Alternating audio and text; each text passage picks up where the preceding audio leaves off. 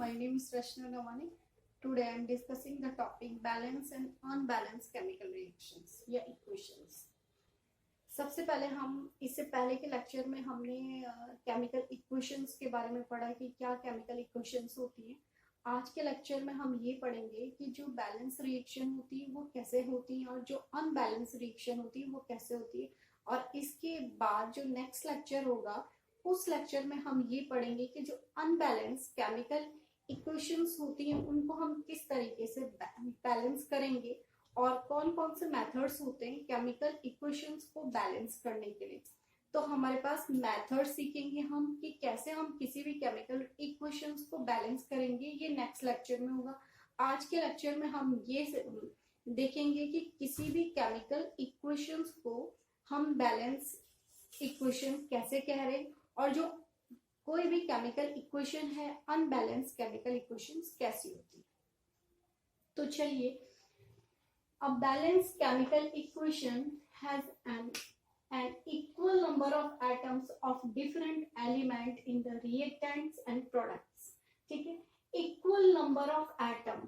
ठीक है, ये क्या है हमारे पास इनके जिंक जैसे मेटल है, हाइड्रोजन, सल्फर, ऑक्सीजन. तो ये हमारे पास जितने भी हमारे पास क्या है रिएक्टेंट हैं और जितने भी हमारे पास ये एरो के इस तरफ हमारे पास रिएक्टेंट्स होते हैं जो केमिकल रिएक्शन करता है और एरो के इस तरफ प्रोडक्ट की फॉर्मेशन होती है, ये प्रोडक्ट है.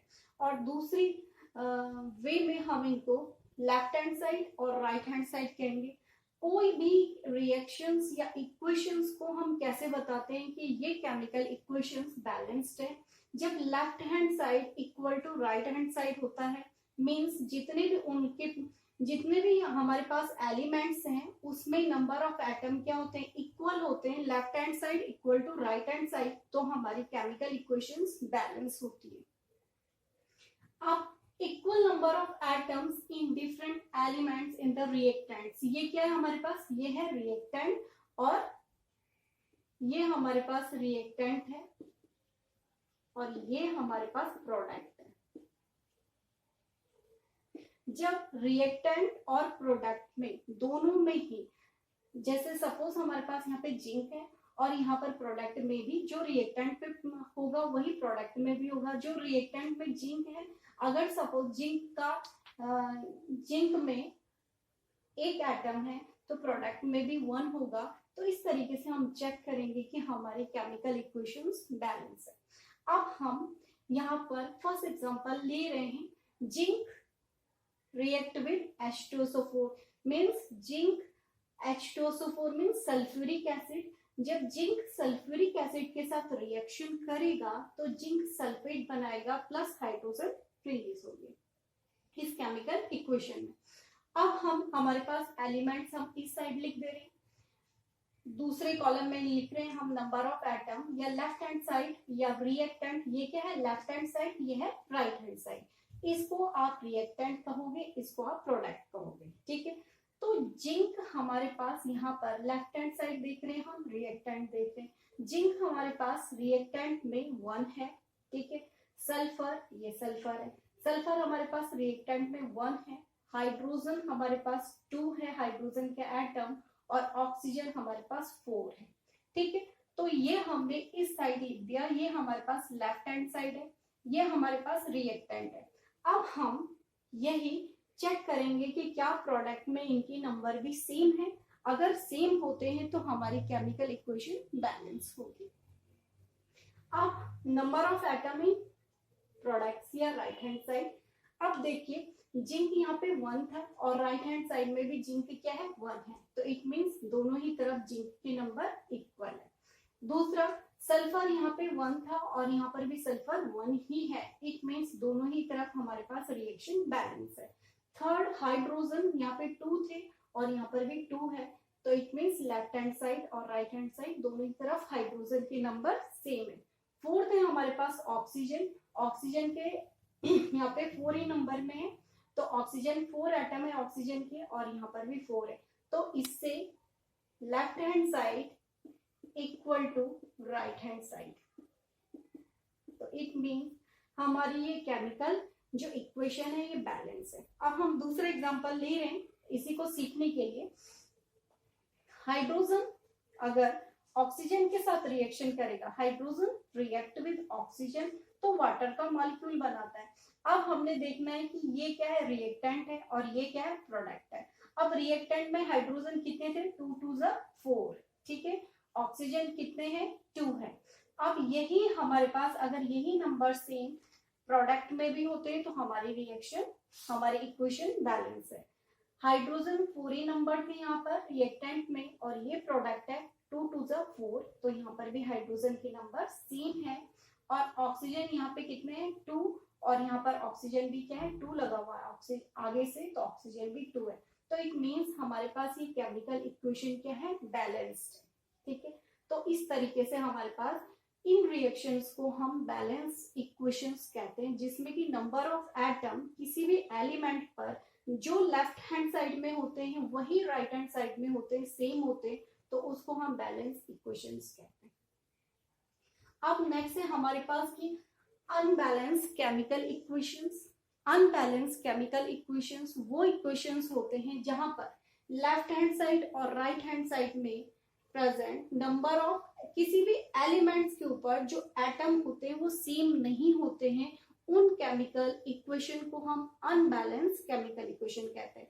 अब देखिएगा, an unbalanced chemical equation has an unequal number of atom of one or more element in the reactant and product। या तो रिएक्टेंट में या तो प्रोडक्ट में किसी भी एलिमेंट के जो प्रोडक्ट की फॉर्मेशन होगी, ठीक है, रिएक्टेंट रिएक्शन करेगा, प्रोडक्ट की फॉर्मेशन करेगा। अगर सपोज पहला example, carbon react with oxygen to form carbon oxide, carbon monoxide. अब देखिएगा यहाँ पे हमारे पास ये क्या है, रिएक्टेंट है, ठीक है, और ये क्या है, हमारे पास प्रोडक्ट है। हम चेक कर रहे हैं कि क्या हमारे पास ये रिएक्शन बैलेंस है। ये तो हम पढ़ रहे हैं कि ये हमारे पास अनबैलेंस केमिकल इक्वेशन है। अनबैलेंस क्यों है, देखिएगा, कार्बन 1 है, यहाँ पर भी 1 है, कार्बन पे तो सही है, कार्बन के नंबर ऑफ एटम तो सही है। ऑक्सीजन यहाँ पे 2 है, यहाँ पर ऑक्सीजन 2 नहीं है, तो इसलिए ये रिएक्शन हमारे पास बैलेंस रिएक्शन नहीं है।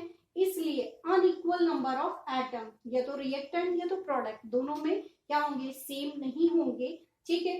तो ऐसी रिएक्शंस को हम अनबैलेंस केमिकल इक्वेशंस कहते हैं, ठीक है। अब देखिएगा, तो ये कैसे रिएक्शन है, और यहाँ पे ऑक्सीजन 2 था, यहाँ पर ऑक्सीजन 2 नहीं है, इसलिए ये reaction unbalance chemical equation. Next example, NH3 ammonia decompose होता है, तो अमोनिया जब डिकम्पोज होता है तो नाइट्रोजन प्लस हाइड्रोजन रिलीज करता है या बनाता है, ठीक है। एन नाइट्रोजन कितने थे, 1 है यहाँ पे रिएक्टेंट में, और प्रोडक्ट में 2 दिखा दिया, तो ये भी हमारे पास नाइट्रोजन की वैलेंसी तो यहाँ पे सही नहीं, नाइट्रोजन के नंबर ऑफ एटम यहाँ पे सही नहीं है, और यहाँ पे हाइड्रोजन 3 है, यहाँ पे भी 2 है, तो यहाँ पर ये भी हमारे पास जो केमिकल इक्वेशन है वो बैलेंस नहीं है, ये अनबैलेंस केमिकल इक्वेशन है। अब थर्ड एग्जांपल हमारे पास H2 प्लस O2, हमने यहाँ पर भी पढ़ा था कि H2 प्लस O2 वाटर का मॉलिक्यूल बनाता है। अब यहाँ पर तो हमारे पास रिएक्शन बैलेंस थी, और यहाँ पर हमारे पास रिएक्शन बैलेंस नहीं है। H2 प्लस O2 H2O बना दिया। हाइड्रोजन कितने हैं यहाँ पे रिएक्टेंट में, 2, और यहाँ पर हाइड्रोजन भी 2 है, हाइड्रोजन तो बैलेंस है। ऑक्सीजन यहाँ पे 2 है, और यहाँ पर ऑक्सीजन कितने, 1 है, तो इसलिए ये भी क्या है, हमारे पास बैलेंस इक्वेशन नहीं है। हाइड्रोजन 2 ऑक्सीजन 2, यहाँ पे हाइड्रोजन 2 ऑक्सीजन 1 है, ठीक है, तो इसलिए ये वाली इक्वेशन भी हमारे पास बैलेंस नहीं है। अब हम नेक्स्ट लेक्चर में इन रिएक्शंस को बैलेंस करने के मेथड सीखेंगे, कैसे हम कोई भी केमिकल इक्वेशंस को बैलेंस करते, उनके लिए कौन कौन से मेथड हम यूज करते। तो देखिएगा, एक बार आप यहीं पर देख लीजिएगा कि इस रिएक्शन को हमने कैसे बैलेंस करा।